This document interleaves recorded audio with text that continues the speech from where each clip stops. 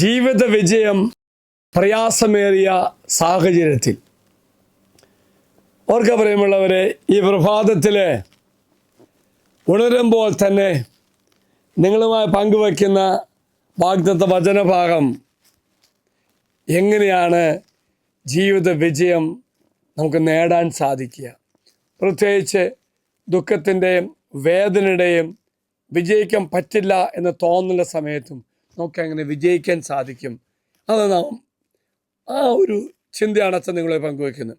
അതിനു പറ്റിയ വചനഭാഗം എന്ന് പറയുന്നത് സുഭാഷിതങ്ങളുടെ പുസ്തകം 3-ാം അധ്യായം 5, 6, 7 വാക്യങ്ങളാണ്.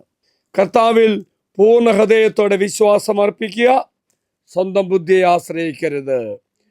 നിന്റെ എല്ലാ പ്രവൃത്തികളും ദൈവവിചാരത്തോടെ ആകട്ടെ, അവിടുന്ന് നിനക്ക് വഴി തെളിച്ചു തരും. ജ്ഞാനി എന്ന് സ്വയം ഭാവിക്കരുത്, കർത്താവിനെ ഭയപ്പെട്ട് തിന്മയിൽ നിന്നും അകന്നു മാറുക. ഏറ്റവും വിജയിക്കുവാനുള്ള വഴിയാണ് കർത്താവ് പറയുന്നത്.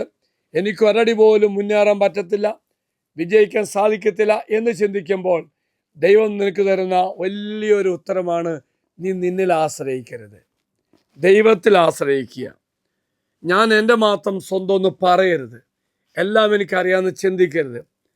എന്നിൽ ആശ്രയിച്ച് മുന്നേറും വിജയിക്കും ഒരിക്കലും ചിന്തിക്കരുത് പ്രിയമുള്ളവരെ. മറിച്ച് ദൈവത്തിൽ നീ ആശ്രയിക്കുക. നിന്റെ ജീവിതത്തെ സകല കാര്യങ്ങളും ദൈവത്തിൽ സമർപ്പിക്കുക. അവനെല്ലാം നിനക്ക് വേണ്ടി വിജയമാക്കി തരുകയും ചെയ്യും. ഓർക്കുക പ്രിയമുള്ളവരെ, സാത്താൻ്റെ ഏറ്റവും വലിയ ആയുധം, നമ്മെ തകർക്കാനുള്ള ഏറ്റവും ആയുധം എന്ന് പറയുന്നത് സ്വാർത്ഥമാണ്. എനിക്കെല്ലാം ചെയ്യാൻ സാധിക്കുന്ന ചിന്തയാണ്. ഓർക്കുക പ്രിയമുള്ള സഹോദര സഹോദരി, ദൈവത്തിൽ പൂർണ്ണമായി ആശ്രയിച്ചുകൊണ്ട് ജീവിക്കാൻ വേണ്ടിയാണ് നമ്മെ കർത്താവ് രൂപപ്പെടുത്തിയത്. തീർച്ചയായിട്ടും നിങ്ങളുടെ നിയോഗങ്ങളെല്ലാം സമർപ്പിച്ചോളൂ. ഇതാ വാഗ്ദത്ത പേടകം. നാളെ അനുഗ്രഹം കിട്ടുവാൻ, അഭിഷേകം കിട്ടുവാൻ എല്ലാ നിയോഗങ്ങളും സമർപ്പിച്ചോളൂ.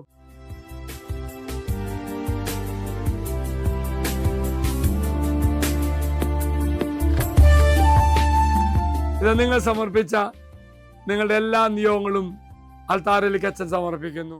പ്രിയമുള്ള സഹോദര സഹോദരി, ഈ ദിവസമല്ല ശിഷ്ടമായ ജീവിതത്തിൽ നിനക്ക് മുന്നേറാൻ പറ്റത്തില്ല എന്ന് ചിന്തിക്കുന്ന കാര്യങ്ങൾ ദൈവസന്നിധിയിൽ സമർപ്പിക്കാം. ദൈവത്തിൽ ആശ്രയിക്കുക. ദൈവം നിനക്ക് വിജയം സുനിശ്ചിതമായി തരും.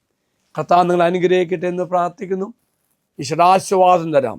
നമ്മുടെ കർത്താവായ ശമിശിഹാ കൃപയും പിതാവായ ദൈവത്തിൻ്റെ സ്നേഹവും പരിശുദ്ധാത്മാവിൻ്റെ സഹവാസവും നാം എല്ലാവരോടും കൂടെ ഉണ്ടായിരിക്കട്ടെ, ഇപ്പോഴും എപ്പോഴും എന്നേക്കും. ആമേൻ.